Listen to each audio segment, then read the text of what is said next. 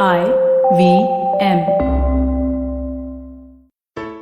Did you know that the first Indian bank to set up mobile branches in India was the Bank of Baroda in 1964? With their expertise in all aspects of finance and banking, today Bank of Baroda boasts of being one of the most reliable banks in the country. Today, you can open your savings account online at Bank of Baroda through just a video KYC. It's only a video call away. It's that simple and quick. Visit www.bankofbaroda.in for more information.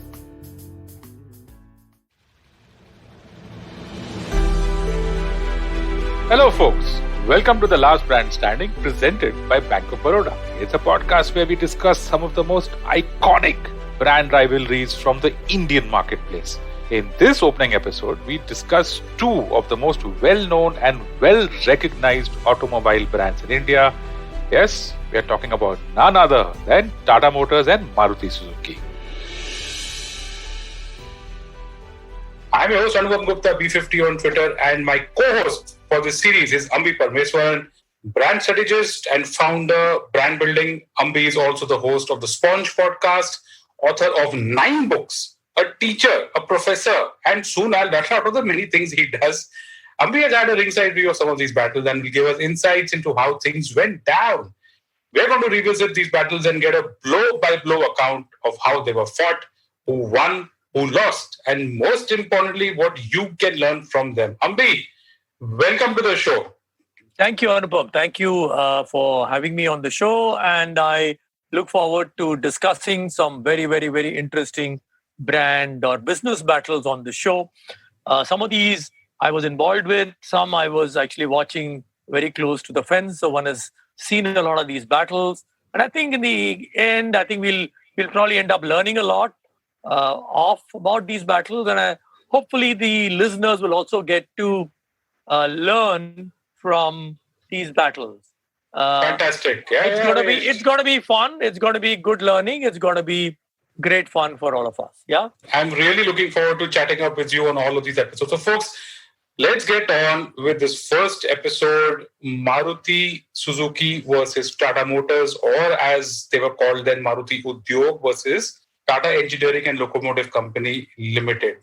So guys, I want you guys to just rewind to the year 1998. There's a good chance that maybe some of you weren't born then, or maybe you were really young then. But guys, 1998, that, the whole end of century, turn of the century thing. We are 7 years into India's liberalization reforms. Political scene was totally volatile. In those times, we had 3 general elections in 3 years, 1996, 1998, 1999. We had 3 prime ministers, H.D. Deve Gowda, I.K. Gujral, and of course, Atal Bihari Vajpayee. Man, a really crazy time. And also the stock markets, of course. You look at the Sensex, so you think that today it's very volatile. 1998, you know what happened? It went from 3,200 in Feb to 4,200 in April and back to 2,700 in October. Massive moves. Okay, and talking about moves, great year for Shah Rukh Khan in Bollywood. He did Kuch Kuch Hota Hai and Dil Se. That's the entire spectrum in the same year. Ram Gopal Verma absolutely broke out with Satya. Who doesn't remember those characters like Kallu Mama and Bhiku Matre? And listen, far away in the US, 2 PhD students at Stanford University, Larry Page and Sergey Brin, incorporated Google. All of this 22 years ago in 1998. Big events, turn of the century stuff. Back in India, there was also a big battle lining up when the number 1 player in trucks was getting into a battle with the number 1 player in cars. Yes, folks, this is the battle of Tata Motors versus Maruti, or Maruti versus Tata Motors, whatever. So let's introduce the first player of our battle, Maruti Suzuki, or Maruti Udyog, as it was called at that point of time. Now, Maruti was formed in the early 80s as a 74-26, that's 74% and 26% joint venture between the government of India and Suzuki Motors of Japan. Okay, by 1992, both of them had become equal partners. So the government held 50% and Suzuki held 50%. And of course, as you know, today, Maruti is owned and controlled by Suzuki. Now, back in the 80s and 90s, once Maruti was formed and it launched their cars, my God, their cars went on to become massive brand leaders. I'll give you some examples out here. Take the Maruti 800, okay? It sold 100,000 vehicles within just a few years of launch. And this was the 80s, guys, 80s. Hum Log, Bunyad, Doordarshan. In that era, to do 100,000 cars for Maruti, big deal. And then, of course, Maruti followed it up with some great models. Maruti 1000, Maruti Gypsy, Maruti Zen, Maruti Esteem. That kind of product portfolio is unbeatable. But as we know, just having those many cars was not enough. Maruti actually built up its strengths from day one. And what are its strengths? Same as they are today. Fuel-efficient cars with a fantastic after-sales network. Maruti built all of this through the 80s, through the 90s, and that's what made them the number one leader by far. How far? 82% market share back then in 1998. Literally no one else near them. So who wouldn't want a piece of action of such a massive market?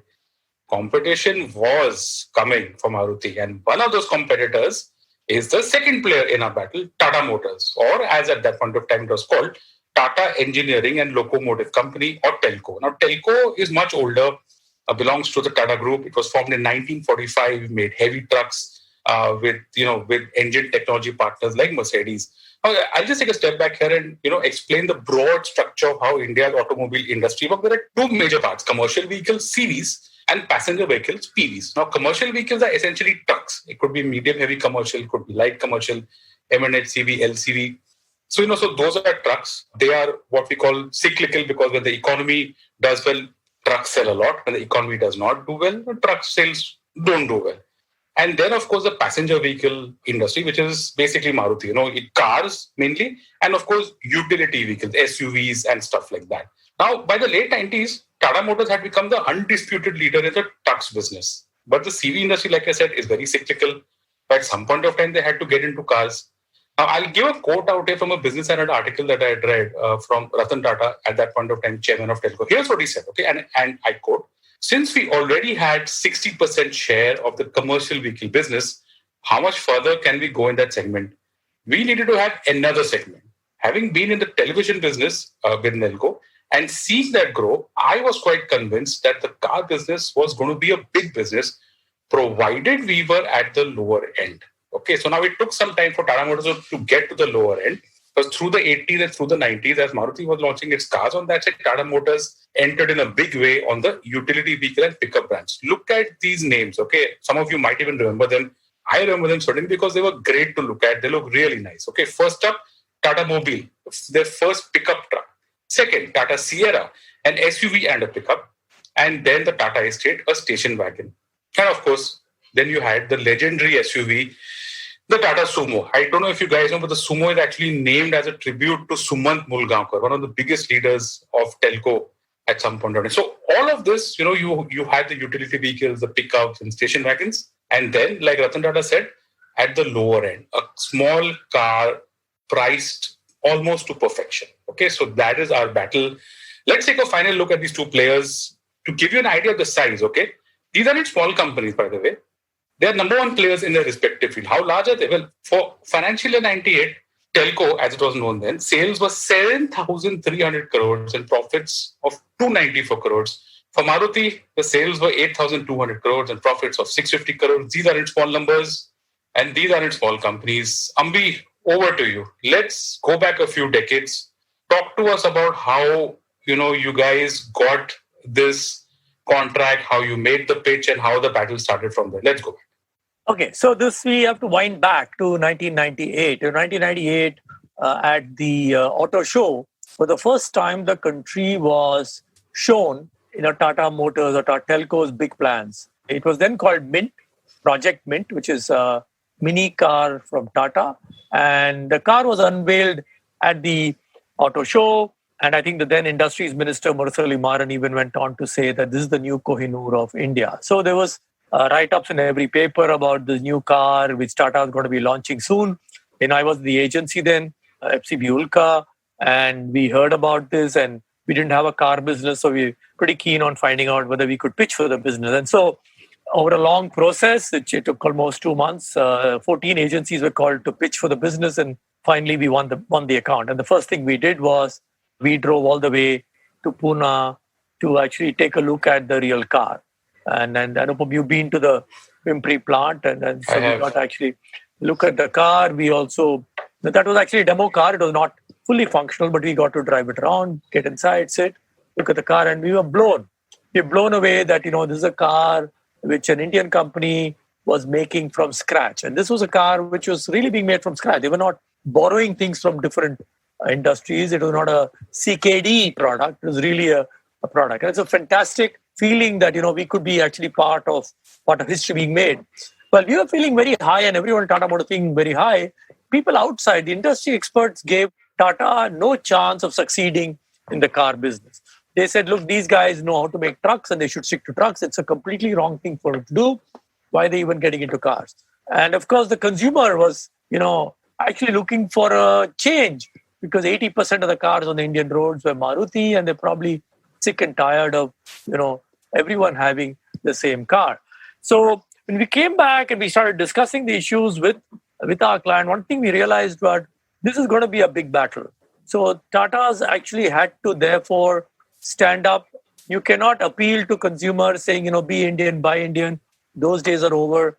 You have to actually show confidence. You have to show courage. You have to show the challenger spirit. So we thought of this ad campaign, which was the car was going to be launched only in December, and then probably they will roll out from the plant only in February or March. So we said we cannot sit idle, because Hyundai is being launched, and Hyundai was launching Santro, Daewoo was launching Matiz. So we had to do something to kind of hold the market. So we came out with a so-called pre-launch teaser campaign. The teaser campaign said, the first ad I remember was on 17th September 1998, said December 1998, suddenly car makers will remember all the things they forgot to give you. Tata Indica, India's most eagerly awaited car, available in petrol and diesel. And this was the ad. There was no car picture, nothing. There was no copy, just this ad. This came out, I think, on a particular Monday. And then for 6 weeks, every Monday we had an ad like this, which said, now you'll get more from your car. Now you will get, stuff like that. And then that kind of set the stage for the big launch, which was going to happen in December. What happened was, during that festival season, car sales in India actually slowed down, because we realized that, car buyers were now very keen on at least getting a feel, looking, touching, and finding out whether they could, buy this Indica. And the big day was when the car was being unveiled at a launch event in Bombay. This is, I think, on 30th December 1998. We were all assembled in the Turf Club in Mumbai, and there was a lot of excitement, and I was getting ready for the launch. And, I was there at the event. I think at 6:30, my client came running in and said, do you know what happened? And those were the days before Twitter and WhatsApp. Yeah. Mobile phones were very important, were very expensive, and incoming calls used to be charged. And you had that very clunky, Motorola's and Nokia's. Yeah. Samsung Ericsson had a nice Samsung, Sony Ericsson phone. That was one of those big ones. And my client came running and said, you know what happened? Said we were launching the car at 7:30 that day, and Maruti had called for a press conference at 5:30 the same day in Delhi. Wow. And they unleashed a bomb. What was the bomb? I have no idea, but I know that this was big. I mean, I'm just trying to figure what happened. Tell us. Okay. So, they called for a press conference and they announced that Maruti 800 price is going to be cut by 25,000 rupees. That's a big number. Very big. It's almost a 10%, price cut of your leading model. Obviously, we realized that this is going to, shake up the market, but also it's going to put us in good light. Because, till now they were charging this price. And why have they reduced the price? Because now they're kind of rattled. And the consumer would probably understand that maybe they were paying too much for a Maruti. Maybe they're paying, they should not be paying so much for a Maruti. And so interestingly, that day at the launch event, when Mr. Tata went up to give his talk, he made it a point to mention that irrespective of whichever car you are to buy tomorrow, you will get a better deal. We could not have had a better launch. I mean, that was every paper talked about it. It was quoted. Indica being launched, Maruti 800 cuts prices. Can you imagine? Till 3 months earlier, all the marketing experts said Tata has no chance. And here is now everyone saying, Maruti has cut its price because they're scared of Tata. Where is Maruti? Where is Tata in the car business? It's a giant and a little. Yeah. But that set the tone. And then we continued the advertising, and then the car was available for booking. And Tata Motors did a very smart thing. They said, look, if you want the car, you have to make a full payment booking. If you wanted the low-end car, you have to pay the 2,95,000. You want the top-end car, you pay 3,50,000. and you put the money in and you join the waiting list. So when we closed booking, I think end of January or middle of February, we had 115,000 fully paid bookings. Wow. And that's like 3,500 odd crores were collected from the market. Wow. And interestingly, the Tata Motors plant, the K block, that was imported. It was actually a car plant imported from Australia, and the whole car plant cost them something in the region of 1,200 to 1,300 crores. And here was consumers giving 3,500 crores to Tata, saying, "Look."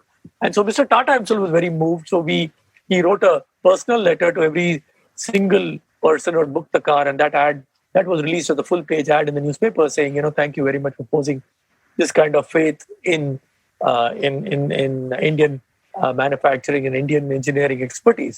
And mind you, it was a big movement, because that was the first time an Indian manufacturer was going to make a modern car. Modern cars are made with a monocoque body. Until then, all the premier Padminis and the ambassadors available in India were not monocoque body. They were all, things put together.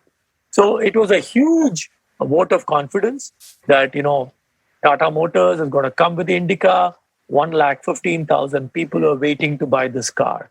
And the car started rolling out, I think, April, small numbers, and then March, April, and the numbers started increasing.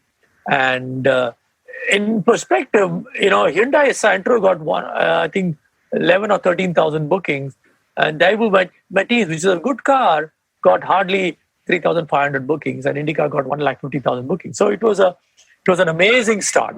And as they say, there is this famous book, The Other Guy Blinked, written by Roger Enrico, about how Coke launched their new Coke because they got rattled by Pepsi's Taste Challenge. Here again, Maruti in fact blinked very hard with the Indica launch, and I think that gave Indica an extra boost when they opened up for booking. So that was the first really. Yeah. Head to head, I mean, when I look at the cars at that point of time, in that era, the Maruti 800 was at 800cc, the Santro was about 1000cc. So the existing cars out there were about in that 800 to 1000cc range. Tata Indica went straight away with 1400cc engines, and pricing wise also, I think eventually the Maruti 800 and the Indica was somewhat aage piche. And of course, as you said, that this was the first round, because what's going to happen later, once those 115,000 cars, the booking came in for that, the entire thing unraveled. First came competition and then came complaints. And folks, we are going to get into all of that on the second part of this episode, so don't go anywhere. On the other side, we are going to tell you how things panned out after the launch. There's a lot of lessons out there, a lot of events that happened out there. So don't go anywhere. We'll be right back. Are you looking for finance products and services that can enhance your personal finance experience? Are you looking for a space to talk about your financial product or service? And are you looking for a crisp talk show where the conversation is all about money? Well, your search ends here. Hi, my name is Anupam Gupta, and I'm host of the Paisa Vaisa podcast, and I invite you for the conversation about your personal finance on each Monday on the IVM Podcast app or the website or on any podcast streaming platforms. See you, folks. Folks, welcome back. Our very first episode featuring Maruti Suzuki versus Tata Motors. On the first side, on the first part of this episode, we spoke about the build-up, the pitch, the campaign, and how Tata Motors prepared the Indica. And as we were saying at the end of the first part, Tata Motors got a fantastic booking number of 1 lakh, more than 110,000 bookings for the car. And that was a great response. But Ambi, what went wrong? Because I remember this one time so this is the late 90s, my friend had an Indica himself. And the Indica stalled on one of those very typically heavy, heavy rains. Mumbai has only heavy rain. Mumbai, there's either mad rains or there's drizzle, and we were stuck. And we tried to move this car because it was stalled. By God, it was a crazy experience. Okay, so I remember that time very vividly. And I was not the only one. A lot of people complained. Let's start the second part on what went wrong in this first round. Okay, so the car got launched, and the plant was slow to gear up. They technically were supposed to make 6,000 or 7,000 cars per month. They were starting to make 2,000, 2,500, etc., etc. So the cars are very slow to come out. And in fact, Hyundai took the advantage of this, and Hyundai managed to ramp up their Santro sales thanks to Indica. But Indica, when it started coming out, within 6 months, there were murmurs in the market. And obviously, some of them may have been even triggered or helped along by Maruti, that the car has a lot of problems, a lot of issues. And Tata, fortunately, was a very agile company then. Within 6, 7 months, they realized there was a problem because a lot of negative feedback was coming. So what they did was pretty bold. They decided to create a empower team. They created 3 or 4 teams of people from marketing, people from sales, people from engineering, people from production, and they planned out to 30 different cities of India, and they met 6 to 7,000 of these really upset customers. And they found out that there were clearly 3 or 4 big issues. One was, when you start the car in the morning, the car was heard all over the colony because there was what is called a belt. The pulley wheel was slightly big or slightly small. As a result, there was what is called a belt noise. The belt noise used to wake up everyone. The second was, of course, there was a problem with the suspension. As a result, tires were wearing out very fast.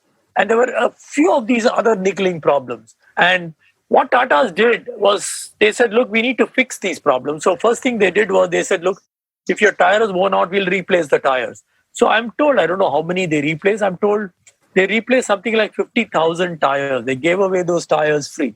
Wow. To customers. Okay, amazing number. Then the other thing they said was, if you have any of these other problems, bring your car back to us and we'll retrofit the car.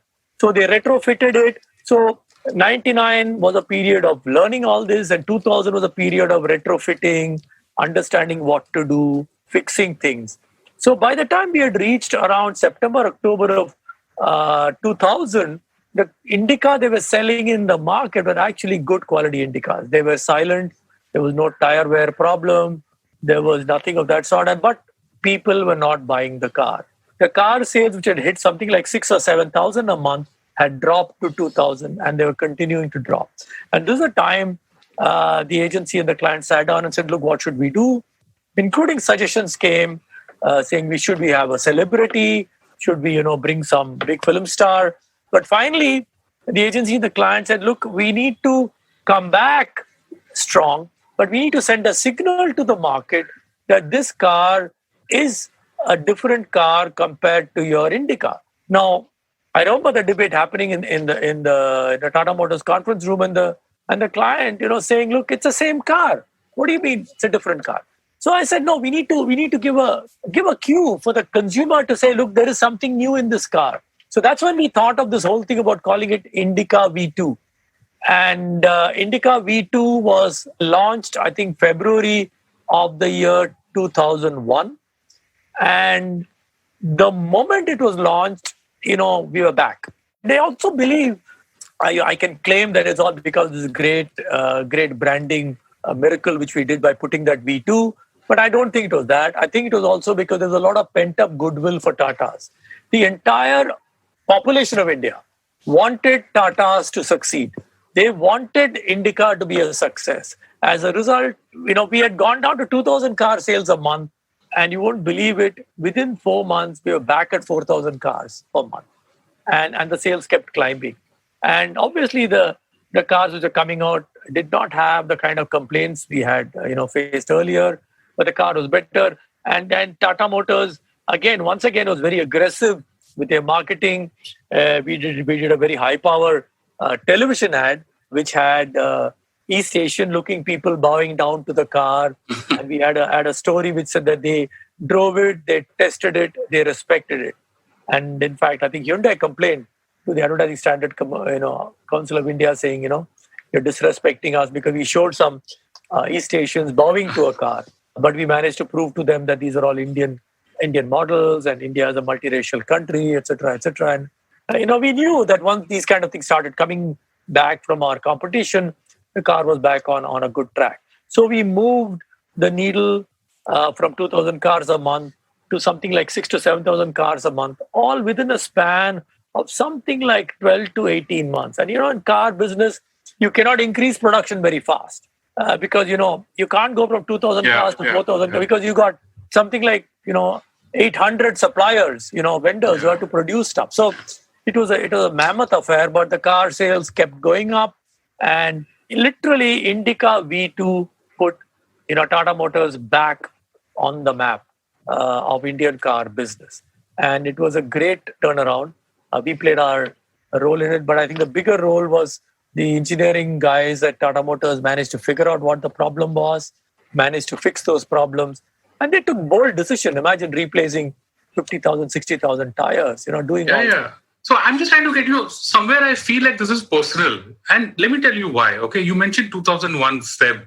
So Tata Motors showed a loss of 500 crores for the financial year ended 2001 at that point of time. And, there's enough on record. I'm actually, I'm quoting from a Times of India article out here for, 15th August 2001, because that's when they would have released their annual results, which showed a 500 crore loss. And guess what? Ratan Tata offered to resign.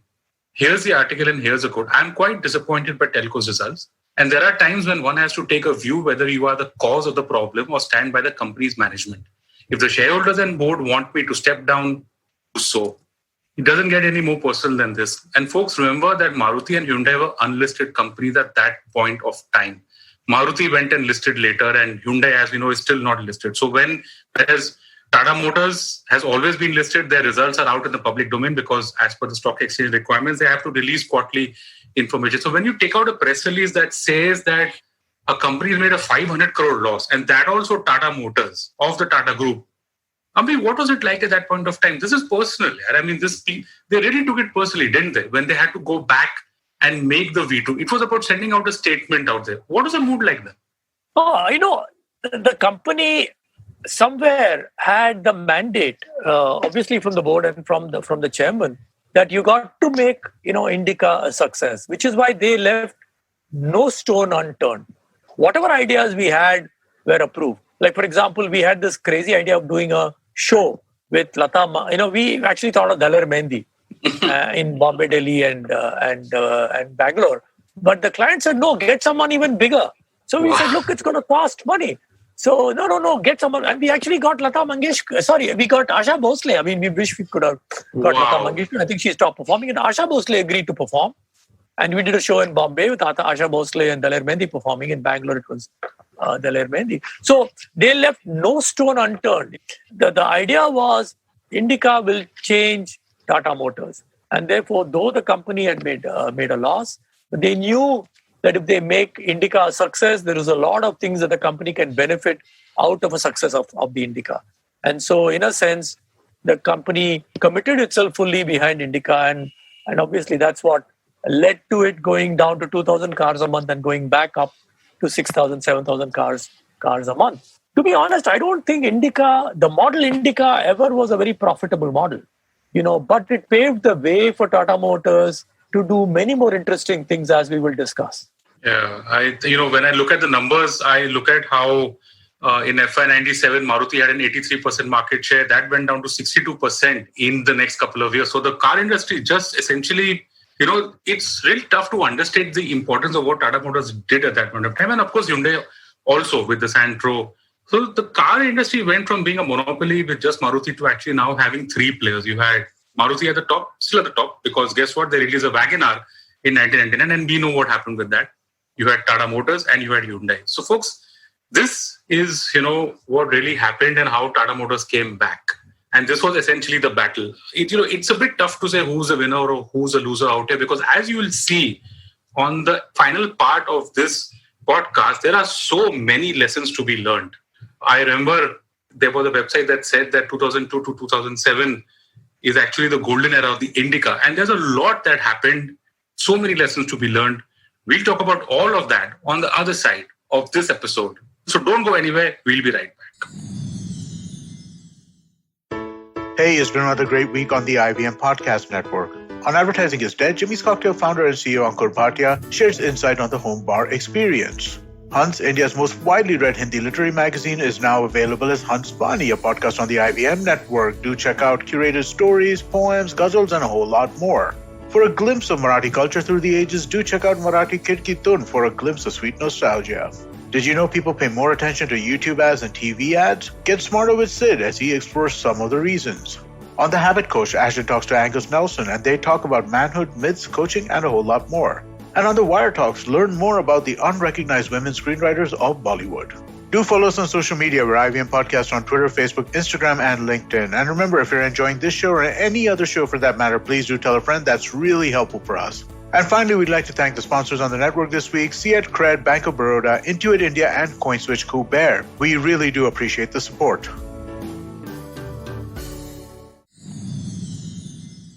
Folks, welcome back to this third and final part where we're going to talk about the lessons learned. Now, in the first part, we spoke about the build-up, how Maruti and Tata Motors went head-to-head against each other. In the second part, we spoke about how the Indica actually got a great response and then totally unraveled. First came the complaints and then came the competition, and how Tata Motors actually got their act together and did a fantastic job with the Indica V2. In this final part, we're going to talk about takeaways and lessons because there are plenty of lessons out here for everyone.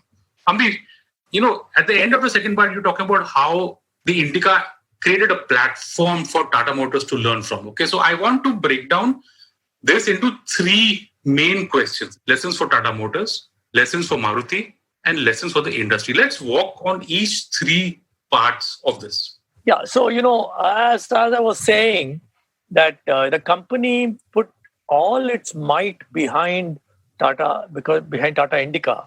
And so while it had a great launch and it had all those kind of niggling issues, they went back and fixed those issues and came back with a bang with Indica V2. But it just laid the foundation for the company, right? The company realized that when no one had given them a chance that they can make a car which will stand up to competition from, the Suzuki, Hyundai, Daewoo, all these kind of great global brands, it gave them the confidence to say, look, Indica is the beginning of our journey. And so from Indica, they came with the same platform. They created a sedan, which was the Indigo vehicle.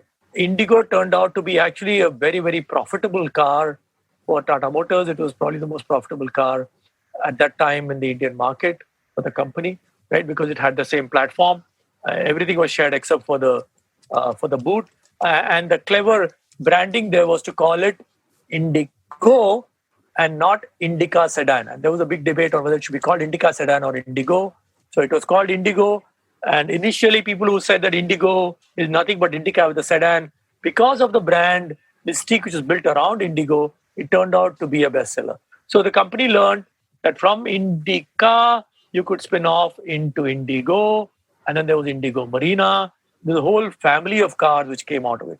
The other interesting side plot was around the same time, the company is also wanting to innovate with its mini commercial vehicle.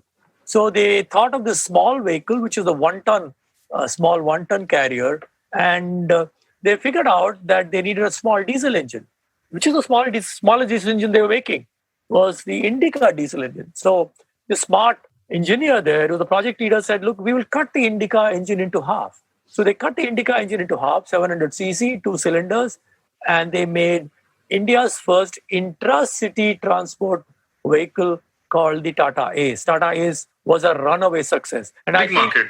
Yeah, and I think in a sense, Tata Ace was a kind of subsidiary benefit of learning about making small diesel engines and stuff like that. So Tata Motors, from what it was in 1997, 98, when they said it was a commercial vehicle, they make these big, very truck-like vehicles, change. So within 98 to say 2005, the company had a whole portfolio of vehicles, from Tata Sumo, Tata Safari, Indica, Indigo, and they had also created the Ace. So the company dramatically changed within a span of 7 years, from a company which basically make trucks and light commercial vehicles into that. So that was the whole company changed in terms of attitude, how to understand consumers, how to address consumer needs, how to do very powerful branding.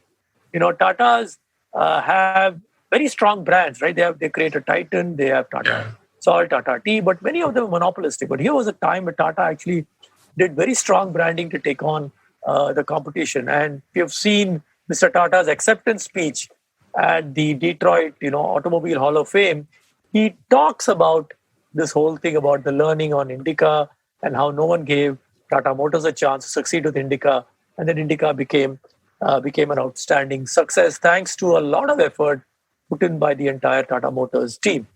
During this time, interestingly, like you asked, Maruti changed. Ambi, I'm going to just stop you there, okay? Because I want a positive note out here. Yeah. I spoke about how Tata Motors made a 500 crore loss in 2001. Okay.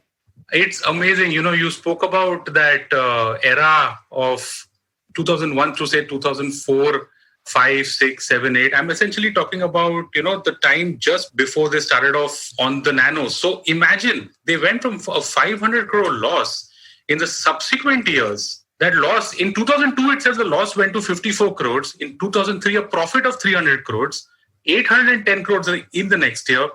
By 2005, they were at 1,237 crores of profit. That is the impact of the comeback. You can imagine a company that goes from a 500 crore loss to a 1,200 crore profit. It just speaks so much of the energy and enthusiasm that they got to making things better, to correcting their mistakes. So I get what you're saying. The numbers speak for themselves. Let's go to Maruti now. Go on. Okay, great. So, Maruti at that, when the entire Indica battle was going on, Maruti was going through its own transformation. There was a tussle between the government and Suzuki on managerial control. And we believe that confusion led to the price cut, which they announced very suddenly. This is back in the 90s, obviously. Yeah, 98. Very, very unlike them. But 99, 2000, the company Maruti changed. Jagdish Khattar had taken over as the managing director, probably an outstanding business leader. And they did several interesting things. One, they brought in tremendous customer focus, understand how the Indian customer operates. So they started focusing on fuel efficiency. They started focusing on, a better customer service, right? The other interesting thing, which we thought they will never do, is that they started making diesel cars in India. They don't make diesel cars anywhere in the world, but they got hold of some technology from Fiat and they started making diesel cars in India. So suddenly Maruti, which was just selling Maruti 800, expanded its portfolio. They brought in genuine new models, WagonR, Zen, and then later they brought Swift, and they started offering both petrol and diesel. And Maruti became so much more of an agile, as they say, right? Competition does it to you. They became more agile, they became more innovative, they became more customer focused. And I think the company which Tata Motors took on in 98, 99 was a different Maruti compared to 2008, 2009. It was a different. Yeah. I mean, come on. The Swift is massive. I mean, when we speak about the Indica back in the late 90s, you cannot stop talking about the Swift. I remember, I think this was either 2004 or 2005. Swift, the first time I think people heard the name, or you help me out here, Ambi, okay, was Bunty or Bubbly. Amitabh Bachchan, in the movie Bunty or Bubbly, says, "Unko pakdo, wo Maruti Swift mein ja rahe hain." I haven't heard of Maruti ever putting such an obvious placement inside a movie. And Bunty or Bubbly as a movie was massive. Okay, guys, you might not remember this, but Bunty Bubbly changed a lot of stuff. They became, Anupam, they became very, very agile in marketing. It was a monopolist. They hardly used to advertise. They used to sit and wait for people to come. They became aggressive, and they even had a car, a movie called Meri Dad Ki Maruti or something. Maruti, right? They did a lot. They became a lot more agile, a lot more innovative, a lot more. And suddenly, Osamu Suzuki, chairman who understand. Osamu Suzuki's entire philosophy was cost. And he started relooking at that and saying it's going to be value, right? And they started offering a great, maybe I think they offer too many vehicles today, but they changed. They dramatically change. So that's the lesson which probably, good competition does to you. It makes you a better company. And the industry, a lot changed there also. Go on. Yeah, when I remember sitting and talking to a friend of mine who used to run Hindustan Motors for a period of time, telling me that, Tata Motors has no chance of success. And later he himself admitted, I was asked by my management to say, do you want 1,000 crores? We'll give 1,000 crores. Let's also do a small car. And he said, no one can succeed in small cars in India. And Tata made it a success, right? And with that success, came the entire courage of other Indian manufacturers look at it. And I think somewhere Mahindra took a lot of valuable lessons from Tata and started doing so many exciting with their vehicles. They had their Bolero, then they came out with their Scorpio, then you have XUV 500, XUV 300, and they've done a great job of rolling out. And I think Indian manufacturing sector got a huge fillip with the launch of Indica, the Indigo, got a huge boost of courage with that kind of a big Indian company doing something big in the manufacturing sector. I'm sorry to say this, I haven't seen such a big move in the manufacturing sector by an Indian company in the last decade. Right? Wow. And it was huge. And you realize that, you don't need to be a multinational to make a thing like a car. You can, if you have the muscles, you can source the right technology, you can create the right technology, and you can do that. So in a sense, it sent a huge message to the Indian industry that you can succeed, you can actually, compete, and you can actually compete in the manufacturing sector. And so I think that was a big message to the Indian industry.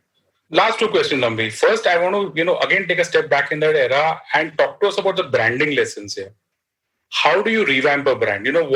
Because you're talking about a truck maker entering into cars. What is the kind of creativity involved? What are the lessons for people out there? Is it even possible to do such a massive rebranding exercise, or how does this process work? So I think the first thing is, the simplicity of branding. And I think Indica was, in a sense, a very simple brand name. It said Indica's car, India's car, Indica. The moment you said Indica, in our advertising, we never spoke about be Indian, buy Indian, be faithful, be Swadeshi, none of that. We said Indica is a world-class ar. And we created that little tagline, which I think some of our listeners may remember, more car per car. And that more car per car, today may sound a little old, but more car per car stayed with the brand right through for 10 years. Like a great tagline, which kind of said everything about the car. It was a great value car, great fuel efficiency, etc. The next thing which was interesting done was the idea of having this Indica V2. Attaching a V2 to Indica suddenly gave it a flavor of newness. And then, of course, Indigo, which literally was Indica with a boot, but Indigo was a new brand name. Again, had very different brand image. So Tata Motors understood the need to create multiple brands within the same platform. And that I think worked for them. So you can launch a brand, and when you stumble, you can relaunch and you can make it into a success. You don't need to throw the brand away. You can rebrand and you can, relaunch a brand. And that was a big learning for the entire, Indian auto sector. I think also, how do you build brand loyalty, right? That was actually my final question, right? Because brand loyalty is such a vague concept. You obviously know more about, this than I do, because here we are in the year 2020. Brand loyalty is fickle. We can just change from one app to another app just for whoever gives me a bigger discount. And, we just have this thing of a very narrow span of attention. How do you build brand loyalty? And this is true not only for Tata Motors or Maruti or whoever, but in general as a concept. What would be the final lessons on brand loyalty from this really big battle? I think in the car business, we talk of what is called customer lifetime value. That, you're not looking at it with one car customer. He's going to buy a second car after 3, 4, 5 years. So Tata Motors, in fact, invested in what we call the Indica Club, where every buyer of Indica was enrolled into a club, and we used to send them gifts, keep in touch with them. At least 3 times a year, we used to do something with them. And interestingly, when Indigo was being launched, and this came as a very interesting surprise to our own client, 30% of the Indigo bookings came from people who owned an Indica and were part of the Indica Club. Right? Wow. So that's the reward. And I think today a lot of that has migrated onto online. But, if you do that well enough, you need to make sure that your customers are looked after well. While we say loyalty is fickle, consumer is also human, right? He or she is not going to think every time, where do I go to buy or what do I go to buy? They're going to, kind of do short circuit in what they buy and how they buy. So while, as you're saying, a lot of people in the digital era, I feel, are discounting themselves to death. You're just, keep injecting your consumer with these steroids, and the consumer then needs steroids. But, digital platforms are actually doing a great service to consumers. So charge a premium for it, but give them extra service, give them extra benefits, and consumer will stay with you. They will not run away. And that's a wrap on our first episode of The Last Brand Standing presented by Bank of Baroda. Next week, we're talking about the battle in the FMCG space, Nirma taking on the giant HUL. And if you like this podcast, you can check out other interesting podcasts on the IVM network. Also, you can follow me, Anupam Gupta B50 on Twitter. And me, Ambi Parmeshwaran, on Twitter at AmbiMGP. Okay, bye folks. See you guys on the next episode.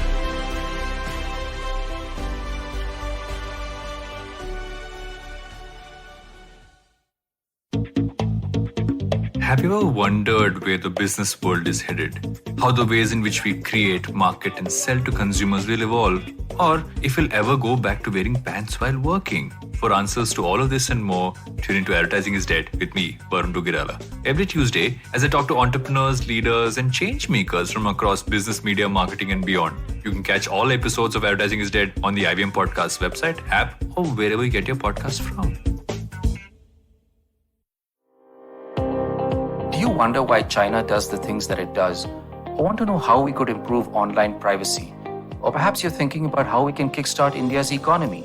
If you'd like to search for the answers to such questions, check out All Things Policy, a daily public policy podcast that covers everything from employment figures to aircraft carriers. Tune in from Monday to Friday for new episodes and fresh takes.